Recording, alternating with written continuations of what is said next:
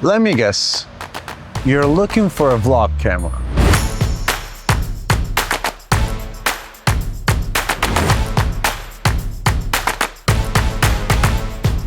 Now, I don't personally think that vlogging is hard because of the creativity. You obviously can do different types of vlogs, but if you're just documenting your life, the real difficult part is choosing the right gear. I mean, you obviously need something light enough that you can hold at arm's length, compacted that you can travel with, affordable enough to justify buying it, and especially powerful enough to deliver professional looking footage. And I mean, I know that listing all these sounds like a sort of fantasy, but it's actually not. This camera exists. But before we dive into the camera, I'm sure you already saw a lot of videos talking about the perfect camera, but what I think that nobody talks about is that even the best camera won't save your videos if you're using the wrong lens. First of all, welcome back to the channel. I really appreciate you guys being here once again.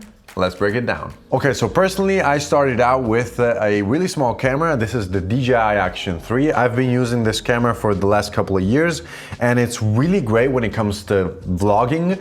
But still, if you want to elevate your shoots, elevate your vlogs, you will need to buy a better camera, the one you can color grade with, one that shoots better content, better videos, that has more depth of field, etc, etc. The second camera I ever bought was the Sony a6700, which is the one that I'm using to shoot this video right now.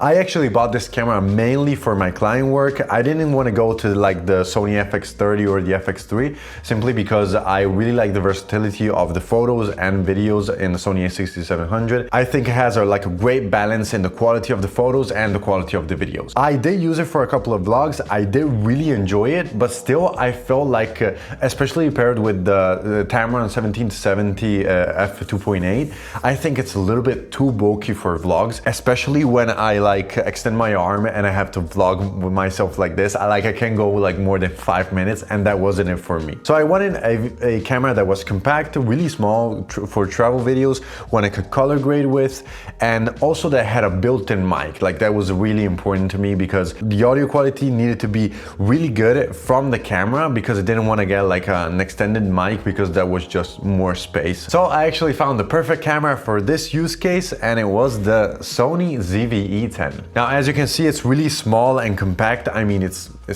probably smaller than my phone. Now, I don't know where my phone is, but it's probably smaller than my phone. I can put it in my pocket without any problems. It has a good built-in mic, but let's talk a bit about the specs. Now, this has obviously an APS-C sensor. It lets you shoot in log format, S-Log free, and it goes up to 120 FPS only in HD quality, not in 4K, but it's still pretty good for slow motion, for maybe B-roll that you want to catch when you're doing like travel videos, maybe some montage or something like that. Now, I'm not going to focus too much on the specs of the camera simply because there are a lot of videos out there and YouTubers that are more qualified than me talking about the specs. I just want to talk about my personal experience with this camera. Now, for this camera, at least in Italy, you can buy it for about 700 bucks. You obviously need some money for the lens. You're going to spend like a lot less money than the Sony a6700, but I mean, for the quality that it gives you, I think it's just incredible. So the huge pros of this camera is obviously its form, its size, where you can put it in your backpack without any problems. It has a beautiful tracking feature where just pressing the button here, C1, it just tracks people automatically. It's really good. It's really precise. It almost like never loses the subject, even when like people are walking in front of the camera. So this is really good. This is a great pro. Now, to just give an idea, I usually like book my flights at last minute, and I usually like to travel with just a bag. I bring like a few clothes, maybe a pair of shoes, and obviously my camera. My Sony a6700 occupied some space, but this, I mean, especially when you're not pairing it with the lens, so you can just put the camera here and the lens in another place, it's insane for space. I mean, just simply knowing that I can get my bag and throw a camera in there, and just the fact that I know that I'm gonna get like a quality image from this camera, it's priceless to me. I also really like to use this camera for B-roll footage. So lots of the B-roll that you see here on the channel, I usually shoot it with this camera or the Sony a6700 that my friend Lorenzo has. He usually helps me with all my BTS content. I usually give him this camera to just shoot it like vertical content, maybe horizontal. It just works perfectly. He does not need to worry about like the tracking feature, because as I said, it's incredible. So I mean, yeah, also for that, so also for work, it's extremely valid. I personally wouldn't shoot like client content with this camera. I think the quality is top-notch, but not as high as I would like it to be. This is why I'm using the Sony a6700 for my client work, but it's still pretty decent, and I have used it in the past, and the clients still really like the footage. But obviously, guys, I mean, we need to be honest here, and the perfect camera does not exist. So the downsides of this camera, I think there are mainly three. So the first one is that as the Sony a6700, the